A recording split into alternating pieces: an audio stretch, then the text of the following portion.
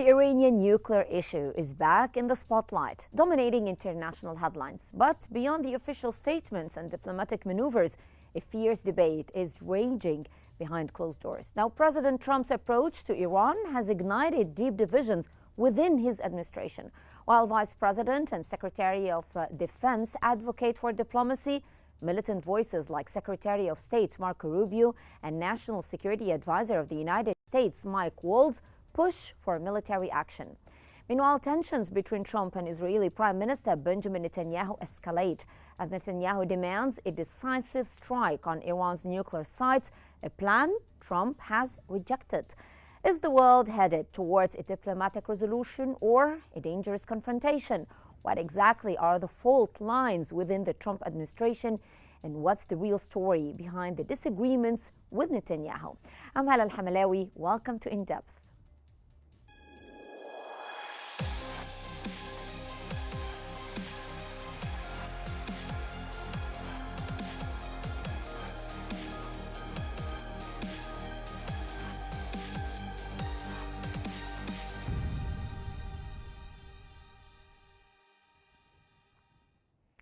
Steve Witkoff, President Trump's special envoy, is engaged in challenging nuclear negotiations with Iran's Foreign Minister Abbas Araghchi. According to Foreign Policy, despite Iran's weakened state from sanctions and military setbacks, the regime remains defiant and unwilling to make dramatic concessions. Witkoff faces pressure from hardline advisors skeptical of any deal, while Trump seeks a quick agreement, threatening force if negotiations fail. The article emphasizes the complexity of the Iran issue, noting that no perfect solution exists. The focus is on transactional diplomacy to prevent Iran from acquiring a nuclear weapon, though the prospects for a comprehensive deal remains uncertain. Israeli plans to strike Iranian nuclear facilities in May were halted after President Trump advised against the attack, favoring diplomatic negotiations instead. The New York Times stated that the Trump administration is split, with militant officials pushing for military action and others doubting its effectiveness. Iran's willingness to negotiate amid economic and military strains influenced Trump's decision. The Israeli strike plan required U.S. involvement to protect Israel and ensure success, but Trump publicly announced talks with Iran during Netanyahu's Washington visit, signaling a preference for diplomacy. Now, Netanyahu remains adamant that only military action can dismantle Iran's nuclear ambitions.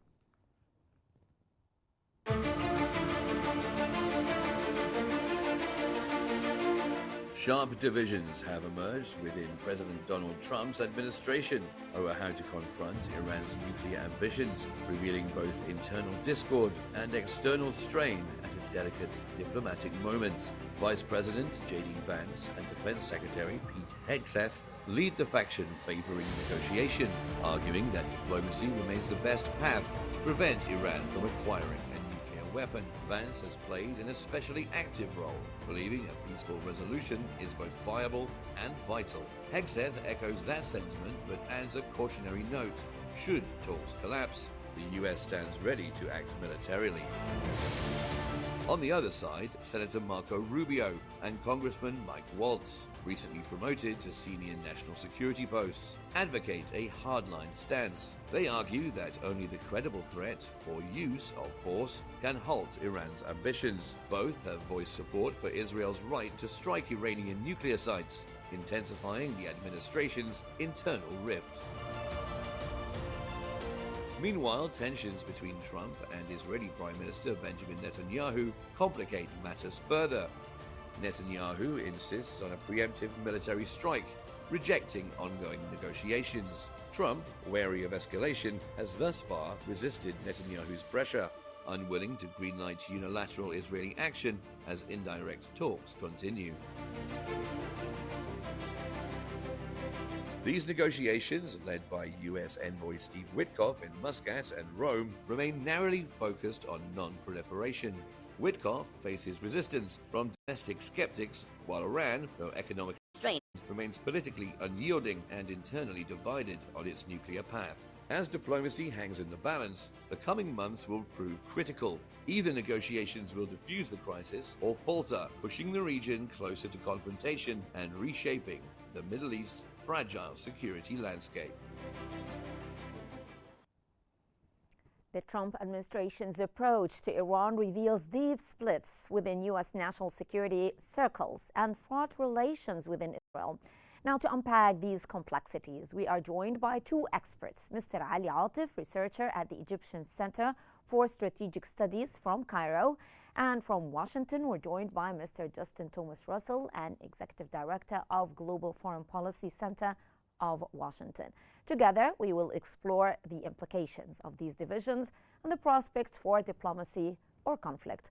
Welcome, both of you, to In Depth, and I would start with Mr. Atif. Now, how do you assess the divisions within the Trump administration regarding Iran's policy? Hello, good afternoon. I think that there is a divide at first between or inside the Trump administration. I think they are divided into two groups. The first group is led by Mr. Mark Rubio, the Secretary of State. He, I think, adopts the selection or choice to attack Iran militarily to prevent Iran from getting a nuclear weapon. And the other side, I think also Mr.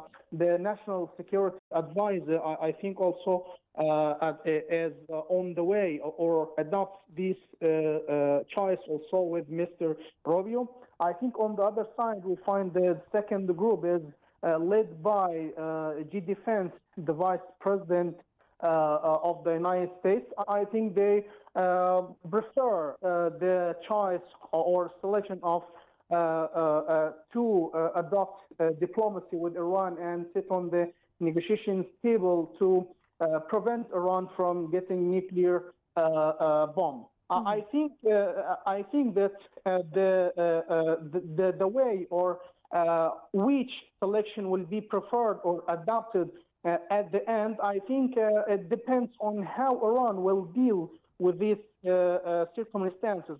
I think if Iran deals well with these divisions inside Trump's administration and encourages the way of diplomacy, I think so the diplomacy way will be the last choice for the Trump administration, and Iran will avoid the military action at the end. Mm-hmm. And I think this is in favor of Iran and in favor of its regime in Tehran. Mm-hmm. Mr. Russell, what explains President Trump's decision to reject the Israeli strike plan in favor of diplomacy? Is it just because Trump is trying to present himself as a man of peace, or there are other reasons in your own opinion?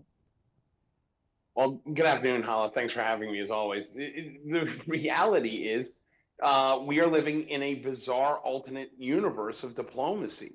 Donald Trump right now is pushing himself as a man of peace. Remember, in the 2024 presidential election campaign, he was touting himself as the president who never had war under his watch, and that he would solve all of these global conflicts, the Gaza question, the Ukraine question, he would solve all of them in days, if not weeks. Well, we're now coming up on day 100 almost, and we're no closer to a peaceful solution in Gaza or in Ukraine. Donald Trump needs this win. He needs a diplomatic win.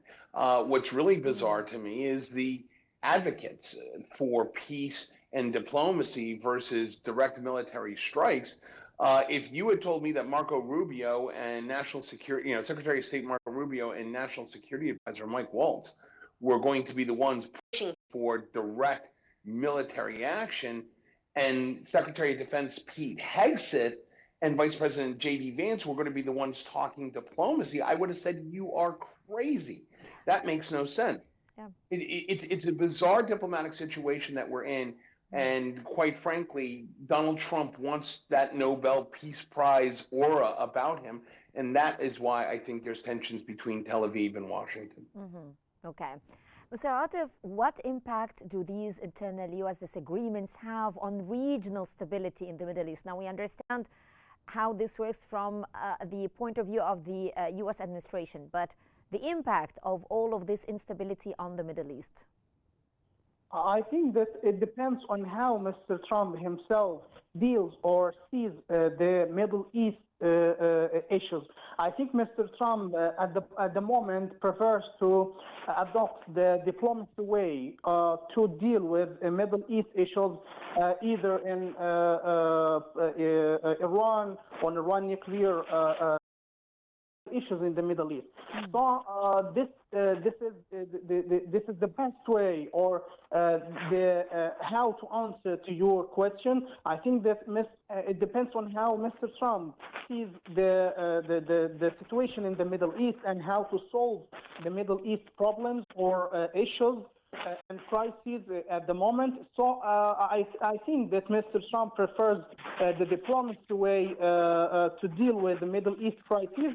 And one of these crises is the Iran nuclear activities, which Mr. Trump chooses and selects the diplomacy way to deal with it. So I think Marco Rubio choice or way will not be the last or the only way over how to deal with the Middle East issues.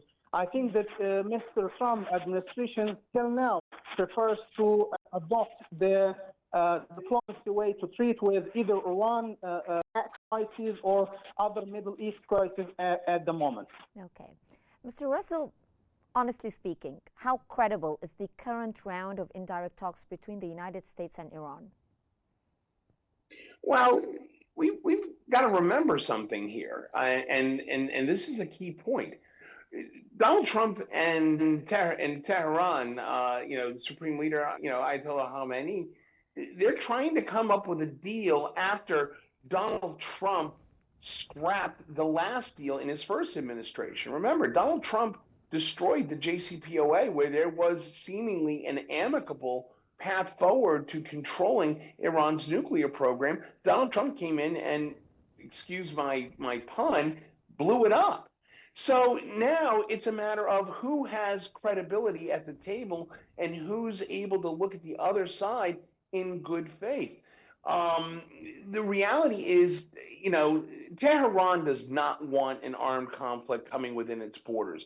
It's already got certain pressures inside its borders politically. The Ayatollahs are feeling the pressure from a younger generation that are looking for more freedom. They're looking for less stringent Islamic State in their lives. And Donald Trump is, quite frankly, looking at all kinds of global and internal domestic pressures, dealing with economics, dealing with political stances here regarding immigration. Donald Trump needs a serious win, and it does not have to include direct military involvement. I think that there's a willingness on both sides to come up with some sort of deal. But, what Donald Trump has to realize is there's going to be financial involvement. Is it going to be the pallets of cash that he talked about against the Obama administration in his first presidential administration? I doubt it. But I think we're going to have to see some sanctions relief towards Iran. We're going to have to see some oil exports, some legal oil exports coming out of Iran. There's going to be a financial impact on this that Washington's going to have to, acknowledge and agree to. Okay. Mr. Atif, in what ways does Netanyahu's opposition impact the diplomatic negotiations with Iran? Yes, I think that Mr. Netanyahu wants to push or pushes anyway Mr. Trump's administration towards adopting the military action against Iran to attack Iran's nuclear sites and to avoid the diplomatic negotiations with Iran. But Mr. Trump wanted the negotiations and prefers it. So till now, the negotiations will continue. Also tomorrow in Rome, in Italy, will start the second round of the negotiations. So I think that even or either that diplomatic path will continue, or both sides, Israel and the United States, will resort to the military action. I think will depend on how long will the negotiations continue, or if they will fail or succeed in the future, in the near future. I think, but there is a very important point that Mr. Trump's administration and Israel, and also I think the European countries, do not want these negotiations to continue for a long time, because they know that Iran is just weeks from getting a nuclear bomb. So I think that this depends on how or if the negotiations will fail or succeed. So I think that if they continue for a long time, I think that Mr. Netanyahu will push it and will pressure again Trump's administration to adopt the military action against Iran. And also, Mr. Trump at that time will be encouraged by this selection, and this tries to attack Iran militarily if the negotiations long for or continue for a long time. Mm-hmm. Mr. Russell, what are the main challenges in reaching a new nuclear agreement with Iran? Wow, that's a great question, Hala. I think that's still being hashed out. I mean, the obviously we can divide them into categories. Well, main challenge, yes, if we may say. I mean, the main ones we're looking at are economic, military expansion, and when we talk about the military aspect, we're talking about, controlling Iran's proxy movement. Everybody knows in the world that, Iran is basically the headquarters for supplying Hezbollah and Hamas and other proxies in the region. There's going to have to be some control of that. And we're also going to have to look at the diplomatic side. Is the United States willing to reestablish some sort of normalcy of diplomatic relations with Tehran? That'll give Tehran legitimacy in the West again, particularly as it deals with, its economic, trying to recover the economic faults that it's had over the past decade I have a question sanctions. Here for you, Mr. Russell, because would the internal pressure make any difference for the U.S. administration? I mean, after the war on Iraq, on Afghanistan, and after the American citizens felt that they are paying the price for these wars, would the internal pressure make any difference or form some sort of challenge in this regard? Oh, absolutely, Holland. I mean, the American electorate is tired of never-ending war coverage. They are tired of war after, conflict after conflict of conflict. They're tired of sending They're paying for this. They're paying for these wars. It's not even that they're paying for it. It's the fact that there's no, there's no sense of need for conflict. And if that hits their pocketbooks, paying for it doesn't necessarily mean money. Paying lives, paying everything, the holistic meaning of paying.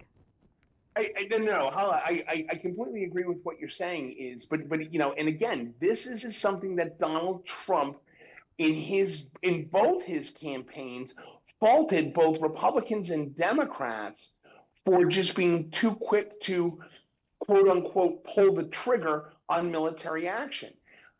Donald Trump wants to be viewed as this great deal maker. He wants to be viewed as a possible Nobel Peace Prize winner.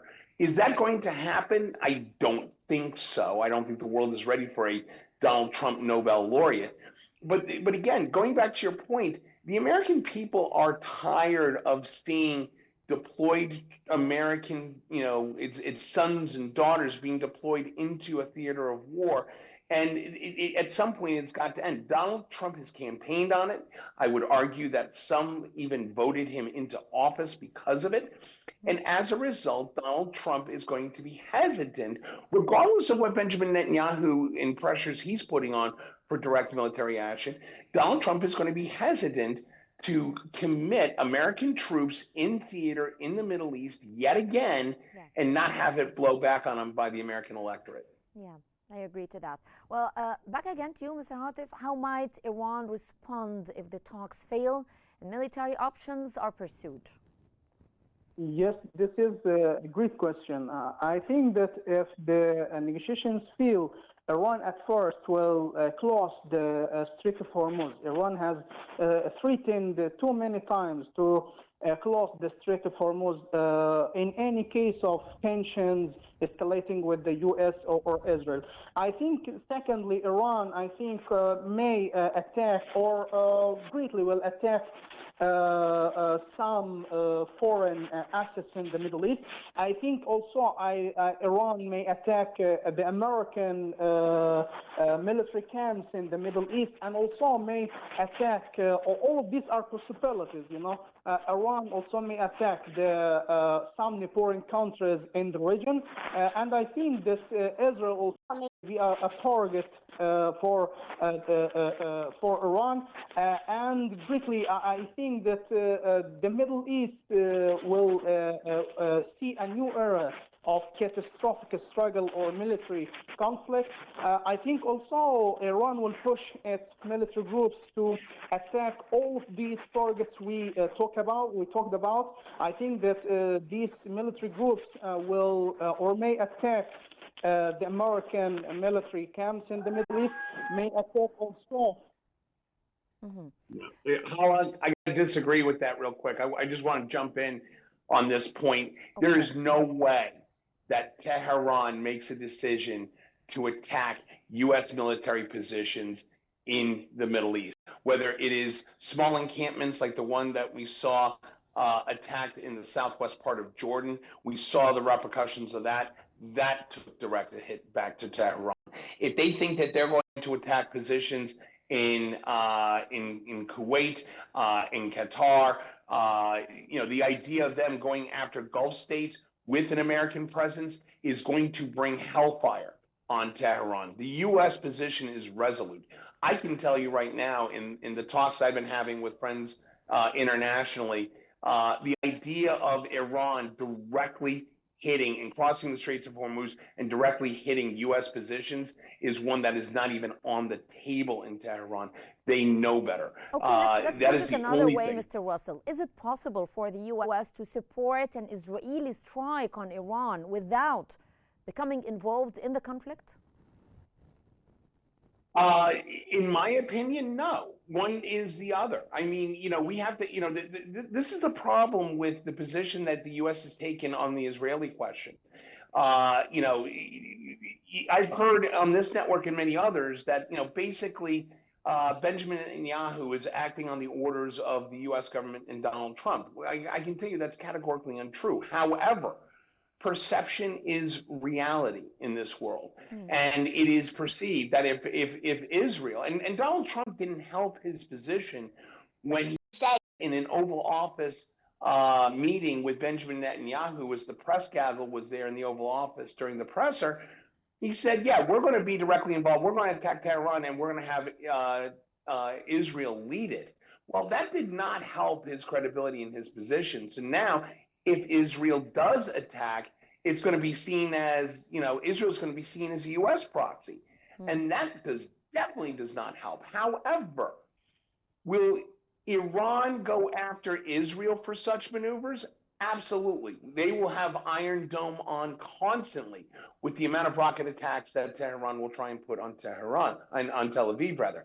However, I strongly believe, and I'm almost certain 100% that the idea that Tehran is going to hit a target like Al Udeid in Qatar or hitting Kuwaiti naval base in Kuwait City is not only preposterous, unrealistic, but it would bring a level of destruction to the Iranian people that they've never seen. Well, I'd like to thank my guests today. Thank you so much, Mr. Ali Atif and Mr. Justin Thomas Russell, for sharing your valuable insights and helping us understand the complex dynamics at play in the Trump administration's Iran policy. And that concludes this episode of In Depth. Today, we explore the sharp divisions within the Trump administration and the failed dispute with Netanyahu over Iran's nuclear program. And as diplomacy and military options hang in the balance, the world watches closely. I'm Hala Al-Hamalawi. Thank you so much for watching. Until next time, stay tuned for more updates here on Qnews.